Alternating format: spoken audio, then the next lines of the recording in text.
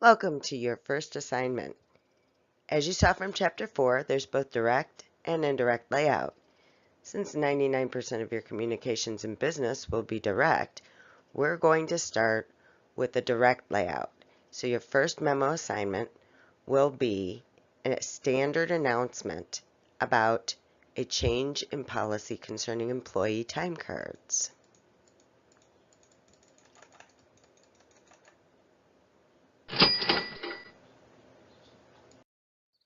So direct layout covers most of your communications, and here are the ways in which you can use it. If you have good news, don't make them wait. Tell them right up front. You've won $1 million. If they've asked you a question, answer them directly. First sentence, first paragraph. Don't make them wait for the answer. Standard announcements are not negotiable, so you want to tell them straight up front what it is that has changed. Requests for information or on a product or a service, companies want you to do that. There's no resistance there whatsoever, so it's okay to ask your question as the first sentence of your first paragraph. And similarly, if you're talking to a coworker, for instance, who provides information to you on a regular basis, you can ask direct, "May I take your order, please?" We are going to be doing the middle one, the standard announcement, for your first assignment. There's actually a formula for this, and I'm going to deliver it to you. It's usually a 3-paragraph. All of your memos are 3-paragraph basic design. In this case, I've added a 4th for an indented vertical list in case you need one. So you start with your first paragraph, the major idea first, which you can find in your book. This is where you tell them exactly what you want them to do and when you want them to do it, or ask the question that you want. Then you move to the middle. They call it the backfill paragraph. This is where you explain why the change is taking place or the action is requested.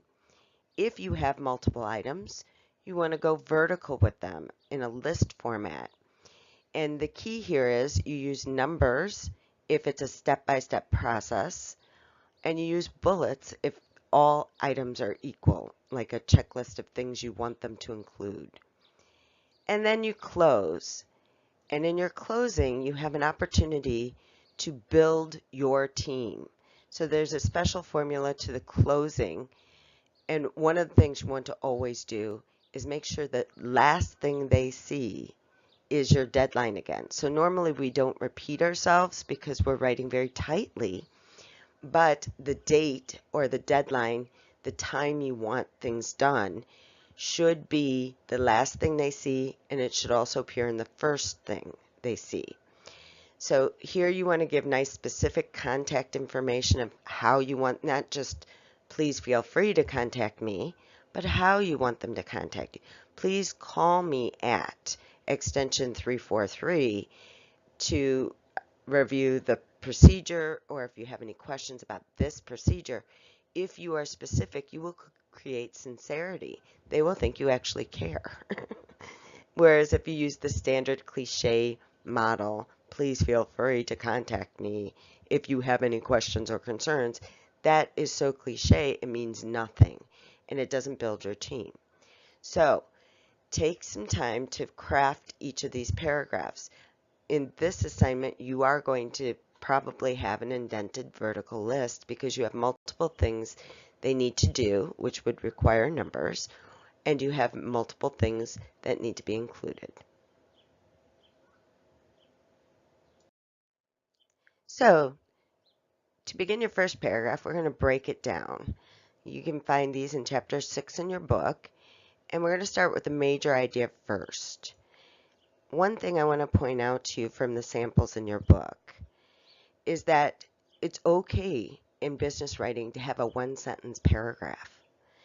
If you are that concise a writer, you can include all the information you need in that first paragraph. But that first sentence, first paragraph, should say exactly what you want them to do and when you want them to do it. So in a standard announcement, we want to make sure we're getting our message across right away. People are too busy, especially the higher up you go in business. People are too busy to skim through your whole thing and find out what you want them to do. So put that information right up front. Next, I will point out that they didn't have this in the sample because it wasn't a request for action, but you're going to add a deadline in the first paragraph, the first sentence. You're going to tell them when you want it done. The other thing is the subject line, which is also included in your book. They show you a bad version and a good version. You can make that subject line work for you. And this is especially important with emails because, as you know, you're skimming through your emails in the morning, and if the action item and deadline is right in the subject line, you're more likely to get action. This will relieve you of so much stress later in your work lives. So take a look at the subject lines. Be as specific as you can in those subject lines for your direct format. Now you're ready for your middle paragraph. And the middle paragraph is where we explain why we're doing what we're doing. So if they have time, at least they already know what they have to do, but if they have time, they can read the middle paragraph and see why the changes are occurring in this case, or get the extra details they might want or need. So the key to this one is not to confuse them with outside people, places, or deadlines that they don't need to worry about. So if you include, and I've designed this specifically to reflect what happens in real life, you have lots of details. And you're going to have to sift through those details to decide just what do they need to know. Because if you add a deadline that they don't need, you stand the risk that you're going to get your stuff when it's your deadline, not when the deadline you're creating for them. And that could be disastrous. So don't confuse them with outside people, places, or deadlines that aren't theirs, that they don't need to worry about. The other thing is, in this particular assignment and a number of things, anytime you have more than 2 items you have to discuss or you want to include, you should go vertically with that. The human eye responds very well to anything that is in a vertical list is going to stand out. So you can use bullets or you can use numbers, but either way it requires a leader sentence. So I'll give you an example. This would be the last sentence of your middle paragraph of explanation. For instance, to ensure your time card is processed accurately and on time, please include. Now you're just going to list the items you want them to include. They're all things being equal, they would have bullets. Or, same thing, to ensure your time card is processed accurately and on time, please do the following. These are action items. So then, and you want them in a certain order, 1, 2, 3. So you would use your numbers. Good. So now you're ready for the closing. And the closing is your best opportunity to build that team. And you usually do that with appreciating that team. Now, we're not talking cliches here. Cliches, dear valued customer, how does that make you feel, right? It doesn't do the trick. If you want sincerity, you want to avoid your cliches, so you will be tempted to write, as you've seen a million times, thank you for your cooperation in this matter. Do not do this. You want to stop that and instead be sincere with something like, your work has helped us grow, or your pay is important. Start with them. Start with something that is directly applicable to them in this moment. Similarly, if you really want them to call you, if they have questions, avoid your cliche that you are going to be tempted to write that says something like, feel free to contact me if you have any questions or concerns. You're going to get rid of that. And instead, you're going to want to write something more specific to our situation. Please call me at, or if you prefer they email you, then say, please email me at, if you have any questions about the new procedure. I'll be happy to help you. Finally, you want to repeat the deadline because it is part of our human nature that if we're skimming, we're going to see what appears first and last. So normally I will tell you not to repeat yourself because we're writing very tightly, but the one thing you want to repeat is your deadline. If you have it in the beginning and you have it in the end, you are more likely to get results. So here's the assignment that you've probably already printed out. You can follow along with me. Though you didn't ask for the extra work, you are now responsible for collecting time cards in your department, keying them into the system, and forwarding the hard copies to payroll. So you are acting as if this isn't something that's happening to you at work. You are, I don't care if you're the department manager or the admin assistant, but you're the one responsible now for keying in all of the data. And this is how it feels, isn't it? It feels like, gosh, I'm already working more than I need to, and they've given me this extra task. Janie and payroll can't track down all the employees now that your numbers exceed 500. So the company is now over 500, and Janie can't handle it herself, so it's now the departments are going to be doing it. You want to let everyone in your office know that from now on, they will have to give their time cards to you. Since you have no intention of tracking them all down for their hours or the reasons for overtime, you decide they have to include the information on the new time cards you created. So you have created new time cards for this to make it easier on you. And so you're going to have to tell them about the new procedure.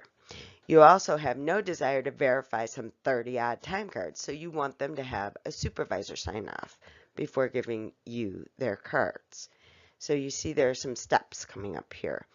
You have to have the cards to Janie by Wednesday each week if anybody expects to be paid. So yes, there's a little attitude here because this is how it feels when you're overwhelmed. Your job is to sit back and say, what is it they really need to know? And how can I make this the easiest, simplest way for them?